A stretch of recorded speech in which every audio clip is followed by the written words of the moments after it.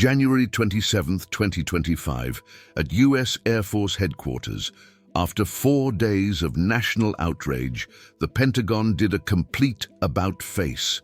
The Tuskegee Airmen video was reinstated in basic military training. What sparked the fury? A DEI order, an order that had removed them from Air Force history on January 23rd. 4 days later, public pressure forced the military to admit the truth. You cannot erase perfection. The Real Red Tails documentary went viral weeks later, revealing what Pentagon officials had desperately tried to bury. James Harvey, at 101 years old, gave a Time magazine interview that broke the internet. 2 words stopped the German Luftwaffe cold in 1944. Red tails. Today we reveal why the enemy feared perfection more than firepower, and why 2025 is forcing America to remember what it tried so hard to forget. 2:47 p.m., June 9th, 1944. Somewhere over Germany, 20,000 feet above. German Air Force pilot Lieutenant Henry Schroeder scanned the sky through his Me-109 canopy. His squadron of 12 fighters stalked a formation of B-17 bombers returning from bombing Munich. Standard interception. They had done this hundreds of times. The American bomber formations were predictable. Their escorts usually peeled off to dogfight, chasing glory and leaving the heavies exposed. Schroeder's squadron specialized in that window of vulnerability. 23 confirmed bomber kills between them.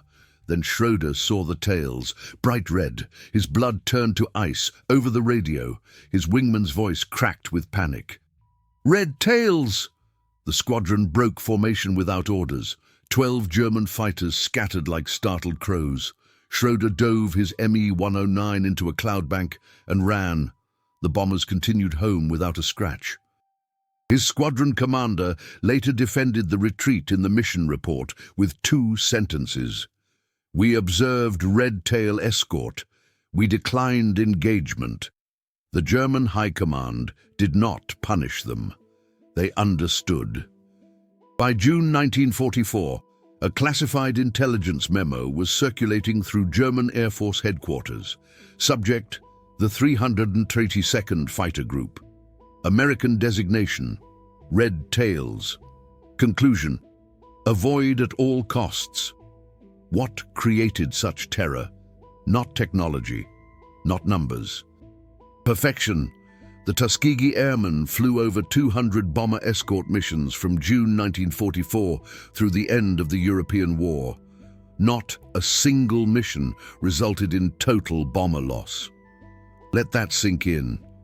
Over 200 missions, through the most heavily defended airspace in human history, through anti-aircraft fire that could shred a B-17 in seconds, against the German Air Force's most experienced aces, men who had survived the Eastern Front, the Battle of Britain, years of combat. 0 bombers lost to enemy fighters on any mission the Red Tails escorted. The average American fighter group lost bombers at a rate of 3 to 7% per mission. The 382nd Fighter Group's rate, effectively 0, not through luck. Through something the Germans could not replicate, discipline forged in discrimination. Let me take you back.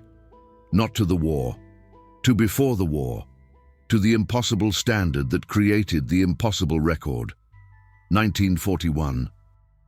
Tuskegee Army Airfield, Alabama. The first class of black pilot cadets stood at attention in 100-degree heat. The U.S. military did not want them there. Senior Army Air Corps officials had testified to Congress that black men lacked the intelligence, courage, and reflexes for combat aviation. They called the Tuskegee experiment a waste of resources, a political concession to keep black voters quiet during wartime. So the military designed Tuskegee to fail. The entrance requirements were higher than white pilot programs. The washout rate was deliberately brutal. The equipment was second-rate. The instructors were ordered to find any excuse to disqualify candidates. One failed maneuver. You were gone. One moment of hesitation, eliminated. One radio call with improper procedure, dismissed. The standards were not just high, they were designed to be impossible. But they did not account for one thing.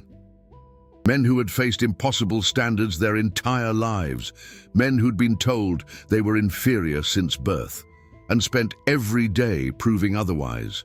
Men who understood that perfection was not optional. It was survival. Captain Benjamin O. Davis, Jr. led the first class through training. His father was the first black general in U.S. Army history. Young Davis had graduated from West Point in 1936. Not a single white cadet spoke to him for 4 years, not one. 4 years of complete social isolation, his meals alone, his room alone, his exercises alone. He graduated 35th in a class of 276. Then the Army refused to let him fly. They assigned him to infantry, a West Point graduate with top marks. Barred from aviation because of his skin, when war came and political pressure forced the Army Air Corps to open Tuskegee, they made Davis the commander. They thought he would fail. Instead, he built the most disciplined fighter group in American military history, not through speeches, through example, through the quiet, unyielding standard of a man who had endured 4 years of silence and graduated anyway. The first Tuskegee graduates pinned on their wings in March 1942. The military immediately tried to bury them. No combat assignments, relegated to coastal patrol, watching for German submarines that never came. While white pilots with half their training flew to Europe and the Pacific, the Tuskegee Airmen patrolled empty American skies. Among those first graduates was Lieutenant Lee Archer from New York City. He had worked as an elevator operator to save money for flight school. When he finally earned his wings, his father traveled from Harlem to Alabama for the ceremony. They could not eat in the same restaurant afterward. Alabama law prohibited it. Archer's father sat in the back of a diner, watching through a window as his son, wearing the uniform of a United States Army Air Corps officer, ate alone at a table designated for colored service members. Lieutenant Roscoe Brown grew up in Washington, D.C., the son of a dentist. He had a degree from Springfield College. He spoke 3 languages when he reported to Tuskegee. The white admissions officer looked at his application and asked if he was sure he could read the technical manuals. Brown had a college degree. The officer had a high school education. Brown said nothing. He understood the test. Every interaction was a test. Pass by being perfect. Fail by being human. It took 2 years of political pressure before the 332nd Fighter Group deployed to Italy in early 1944. They arrived at Ramitelli Airfield expecting a chance to prove themselves. Instead, they met contempt. White bomber crews requested different escorts. Ground crews sabotaged maintenance. Supply officers delayed parts and ammunition. The entire apparatus of segregation followed them across the Atlantic. The breaking point came in early June 1944, a mission briefing. The 392nd was assigned to escort the 15th Air Force Bomber Group on a deep raid into Germany. After the briefing, a white bomber pilot approached Lieutenant Colonel Davis, now the group commander. The pilot's voice was loud enough for everyone to hear. His words were carefully chosen. "Colonel, my crew has no confidence in your ability to protect us. We request a real escort." Davis looked at the man for 5 seconds of complete silence. Then he replied in a voice that never rose above conversation level. "Lieutenant, we will bring you home. That is all." The white pilot laughed, walked away. His crew joined the laughter. The bomber boys had a saying they repeated whenever the red tails were assigned. "Rather go alone than escorted by janitors." The racial slur was not subtle. That's what they called the 332nd Janitors. Here is what the 332nd did instead of responding. They developed a tactical doctrine that no other American fighter group used. Most escorts flew high cover, waiting for German fighters to attack, so they could dive down into glory-seeking dogfights. The Red Tails stayed tight to the bombers, immediate range, defensive formation. If a German fighter approached, they did not chase it across the sky. They positioned themselves between the threat and the bombers, forcing the attacker to go through them first. It was not heroic. It was not exciting. It did not rack up spectacular individual kill counts. It won no medals for ace status, but it worked. The Germans called it the Wall. Red-tail fighters forming an impenetrable barrier around bomber formations. You could not get a shot at a B-17 bomber without going through at least 2 P-51 Mustangs. And those Mustangs would not chase you if you ran. They would not abandon their bombers for a dogfight. They would shoot if you stayed and let you go if you left. That discipline was unnatural for fighter pilots. The entire culture of aerial combat was built on individual achievement, ace status, kill counts, dogfights, the glamour and the glory. White fighter groups competed for kills. They broke formation to chase lone German fighters. They abandoned bombers to pursue personal records. The 332nd did none of that, because they understood something the others did not. They were not fighting for glory. They were fighting for the right to exist. Every mission was a referendum on whether black men deserved to be in the sky. Every bomber lost would be blamed on race. Every mistake would be used as evidence of inferiority. They did not have the luxury of normal. They had to be perfect. June 9th, 1944, was the 332nd's first major test, the mission we started with. That was the day the German Air Force met the Wall. The bomber stream was 78 B-17 bombers from the 5th Bombardment Wing, returning from Munich. Through the most dangerous airspace in Europe, German radar tracked them from 200 miles away. 3 German Air Force squadrons scrambled to intercept. 36 fighters total, Me-109s and FW-190s, flown by veterans with an average of 2 years combat experience. They expected easy kills, wounded bombers limping home, with exhausted American escorts low on fuel and ammunition.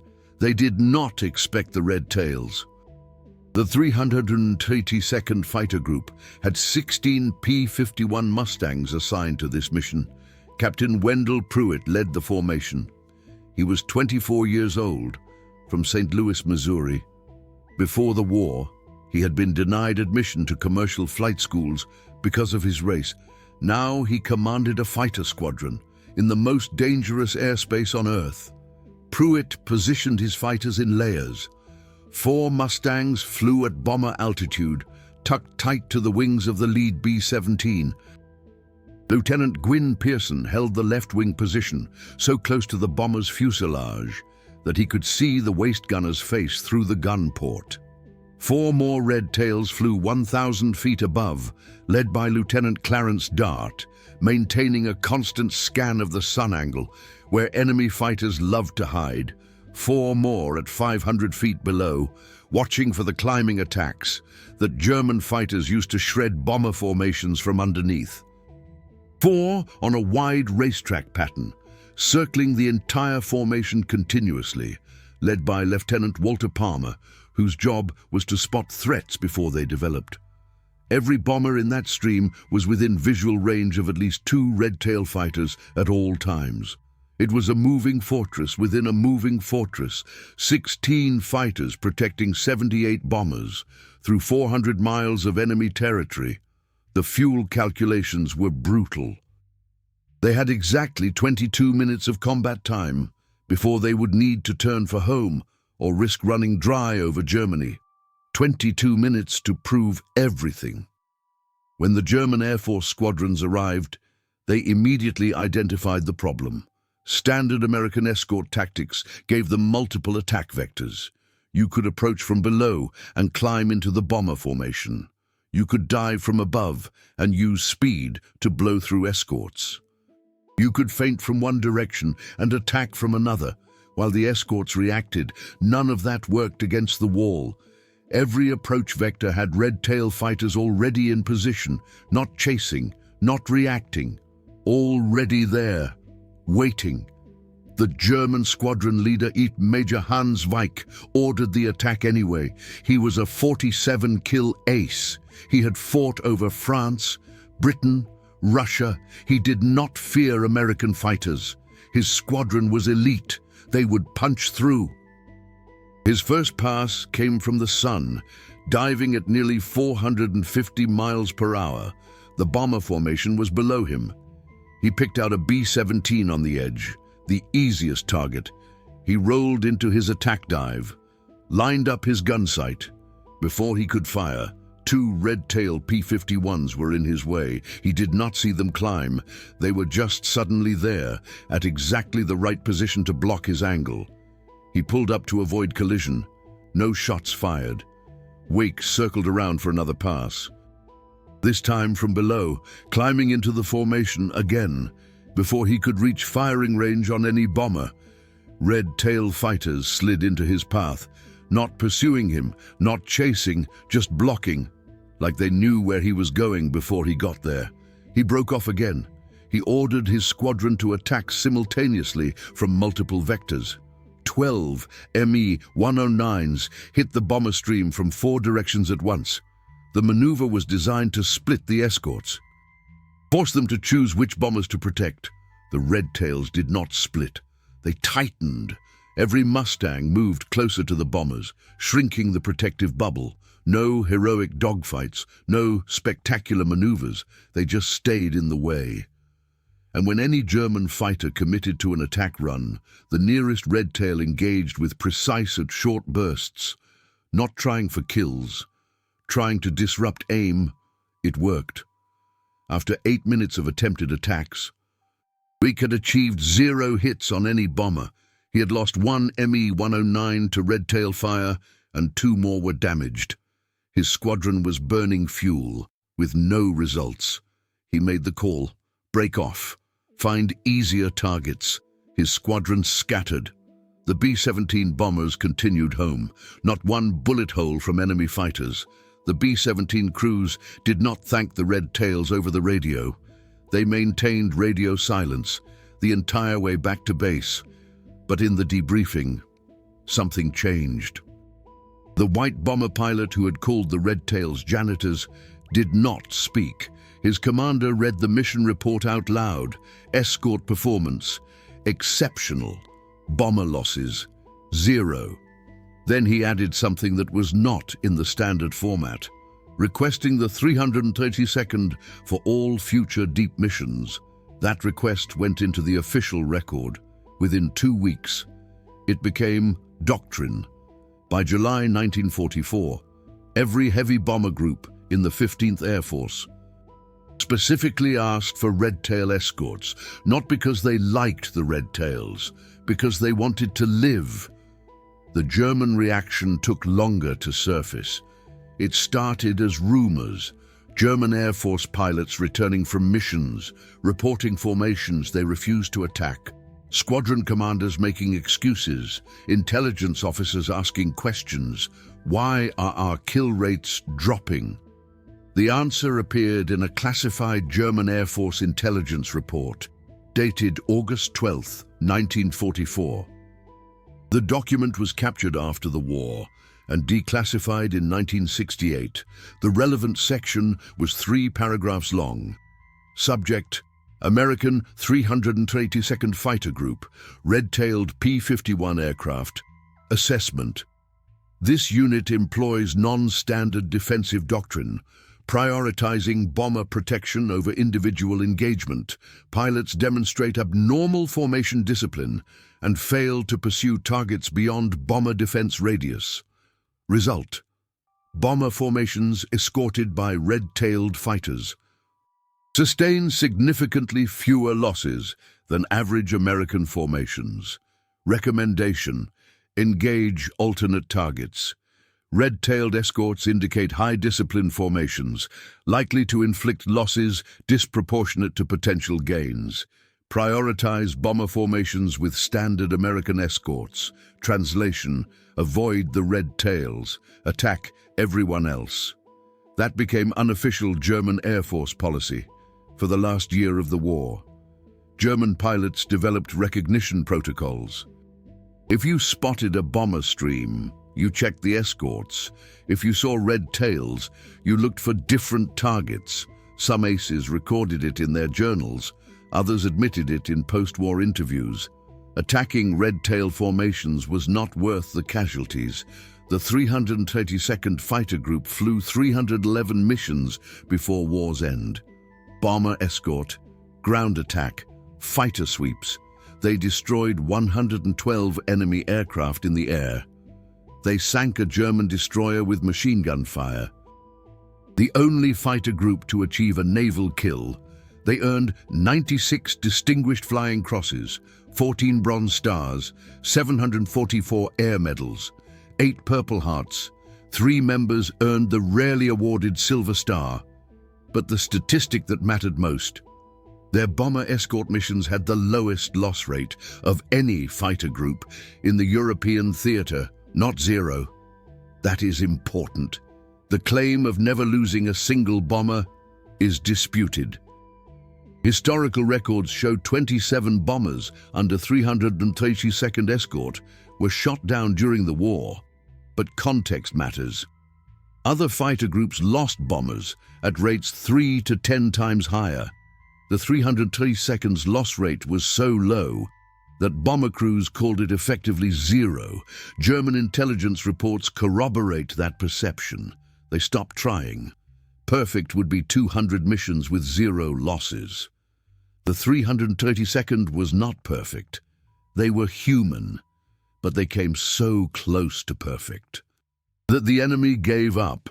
That is more impressive than perfect. Perfect can be luck. Nearly perfect, sustained across 2 years, under the worst conditions imaginable, is something else. Let me tell you what it cost. Lieutenant James Harvey was 23 years old when he deployed to Italy. With the 332nd, he had grown up in Birmingham, Alabama, where he was not allowed to drink from white water fountains. He tried to enlist in the Army Air Corps in 1942. He was rejected, not for lack of qualifications. He had 2 years of college, pilot training from the Civilian Pilot Training Program, and test scores in the top 10%. He was rejected because the Air Corps was not accepting black enlistees. He had to wait for the draft.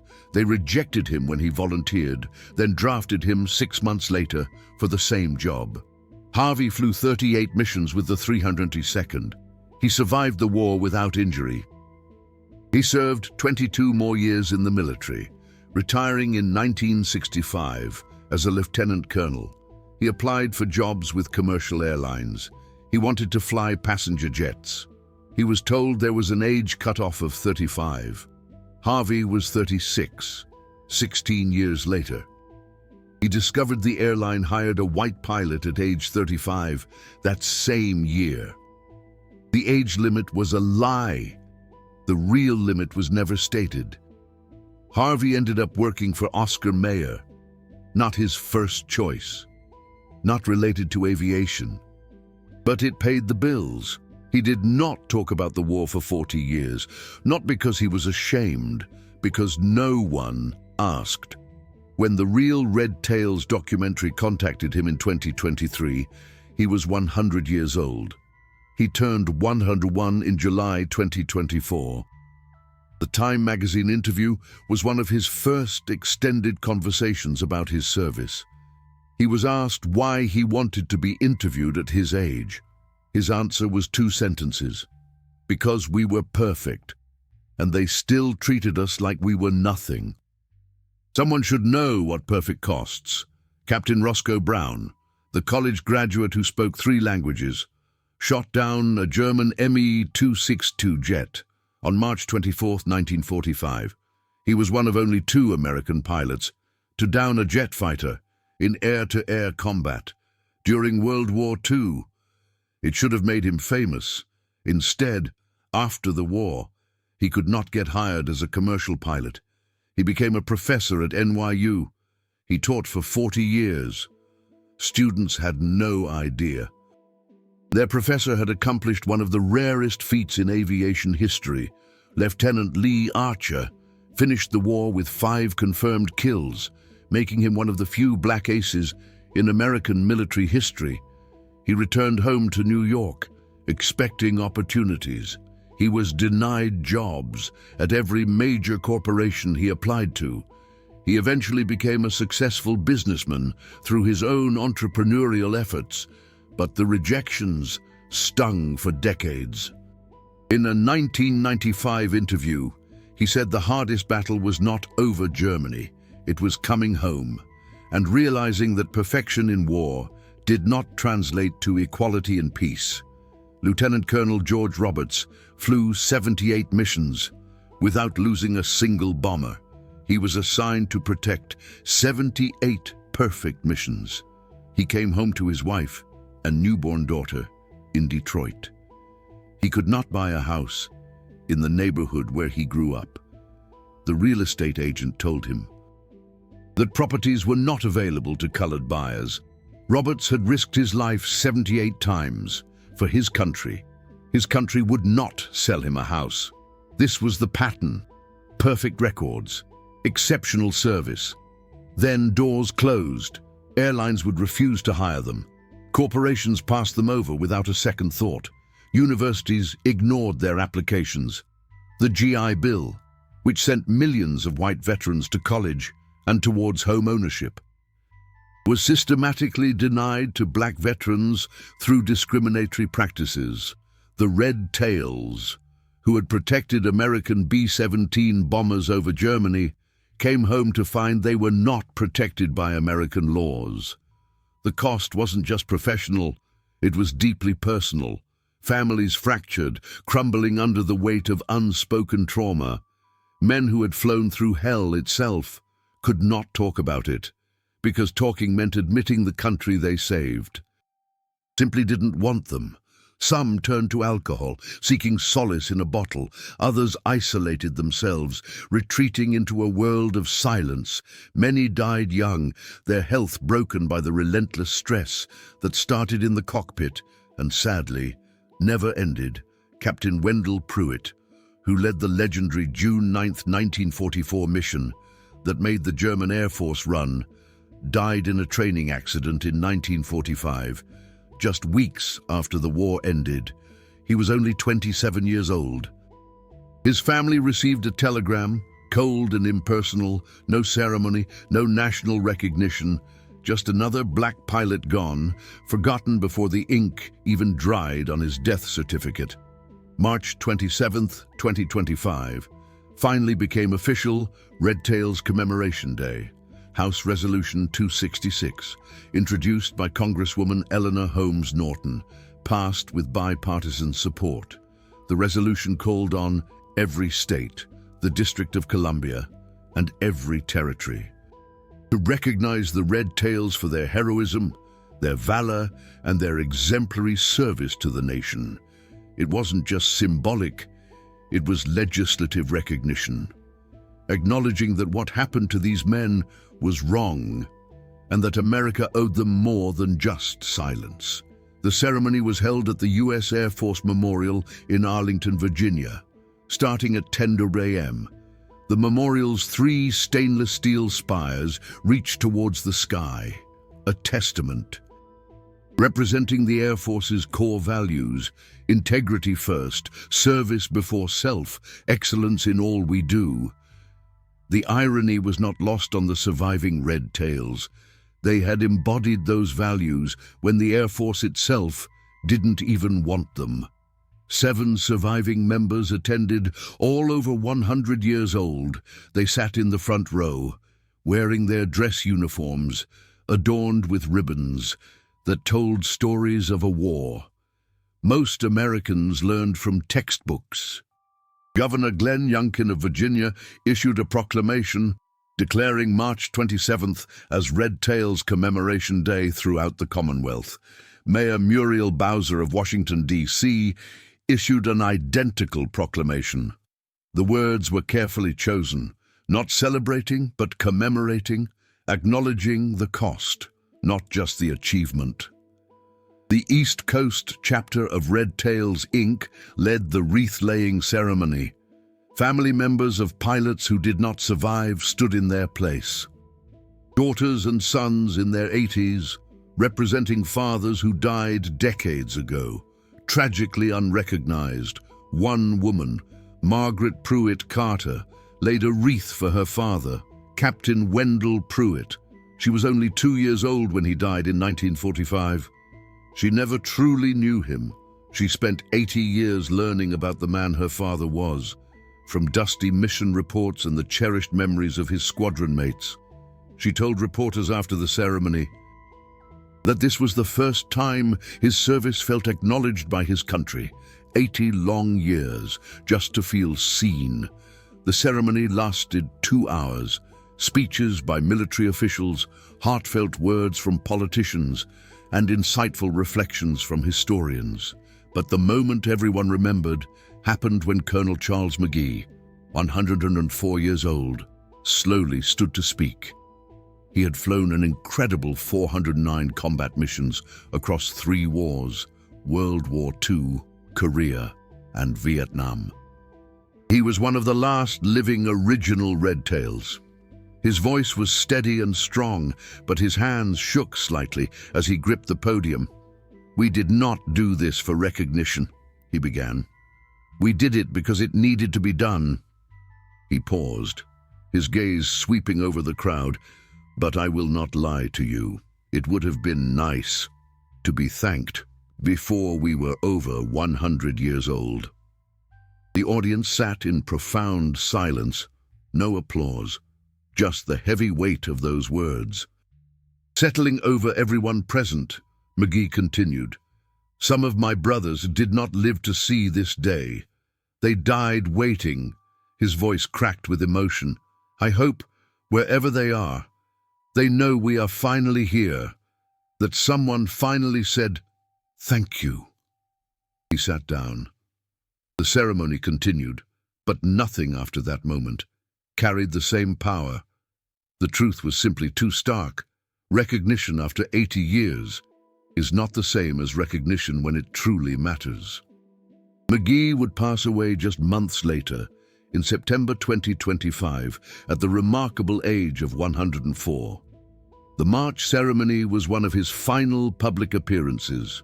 4 months earlier, on January 23, 2025, the U.S. Air Force removed a video about the Red Tails from basic military training. The removal was part of an executive order eliminating diversity, equity, and inclusion content from military instruction. The video had been part of training for 15 years.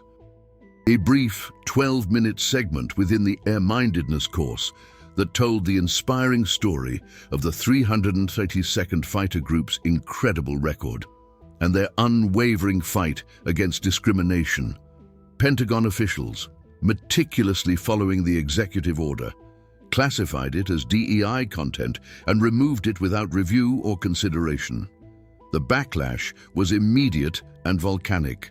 Veterans organizations issued scathing statements within hours.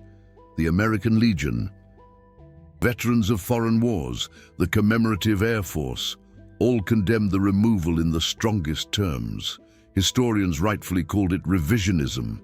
Politicians from both parties demanded immediate reinstatement. Social media erupted. The hashtag #RestoreRedTails trended for 3 days straight, accumulating over 15 million posts. But the most powerful response came from an unexpected source: a group of white World War II bomber crew survivors, now in their late 90s and early 100s, issued a joint statement. 12 men who had flown missions escorted by the 332nd. Their letter was brutally honest. "We were the men who called them slurs," they wrote. "We were the men who did not want them protecting us." Their words, resonated with remorse. "We were wrong," they admitted. "They saved our lives, and we repaid them with contempt." The letter continued, removing their story from training. "Is not fighting DEI, it is repeating our mistake." The final plea, "Do not dishonor our life by erasing the men who saved them." The letter went viral. News outlets read it on air. The Pentagon simply could not ignore it. 4 days later, on January 27th, the Air Force reinstated the video. Secretary of Defense Pete Hegseth issued a carefully worded statement attempting to do damage control. "The Red Tails are not DEI," he declared. "They are American heroes." Hegseth continued, "Their story is essential military history and will remain in all training curricula." But the damage was done. The 4-day removal proved something the Red Tails had always known. Their place in history was never truly secure. Every generation had to fight to keep their story alive. Perfection was simply not enough. You also had to survive long enough to be remembered. And even then, remembering was a political choice. Subject to executive orders and bureaucratic classifications, the reversal happened because people remembered, not just the missions, not just the record, but the cost. The fact that America asked these men to be perfect, and when they achieved perfection, still told them they were not good enough. The fact that German aces feared the Red Tails more than any other American unit, but American airlines wouldn't hire them. The fact that they protected B-17 bombers crewed by men who called them slurs, and those men went home to families who never knew the color of the hands that saved them. The 332nd Fighter Group was not perfect, but they were close enough to perfect that the most experienced, most decorated, most skilled fighter pilots in the German Air Force decided it was better to run than to engage.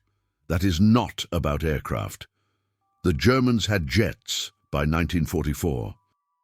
Messerschmitt Me 200 CT2s that could outrun any propeller plane in the sky. They still avoided the Red Tails because technology does not win fights. Discipline does, and discrimination created a level of discipline that privilege could never match. James Harvey died in December 2024, 6 months before the commemoration day. He never knew was coming. He was 101. His interview with Time magazine has over 4 million views on YouTube. The most replayed moment is when the interviewer asks him what he wanted to be called by his White Wing commander. Harvey's answer was immediate. "I am a first lieutenant, so how about Lieutenant Harvey?" Not asking for friendship, not asking for equality in the moral sense, just asking to be called by his rank, the rank he earned, the bare minimum respect that military protocol required. Even that was a negotiation. This is what the 2025 documentary, The Real Red Tails, captured. That no previous film had managed, not just the heroism, the cost of heroism, when you are fighting 2 enemies at once. The German Air Force tried to kill them. Their own country tried to erase them. They defeated both. Here is the final statistic that tells the whole story. The U.S. Army Air Corps trained 996 black pilots at Tuskegee between 1941 and 1946.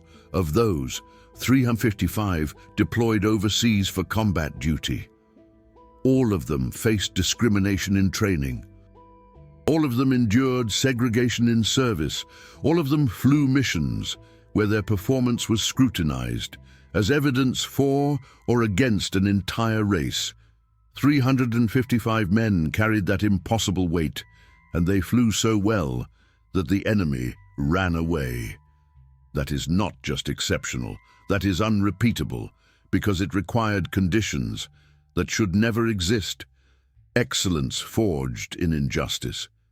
Perfection as the price of survival. An impossible standard. Met by men who had no choice but the impossible. The Red Tails did not win the war.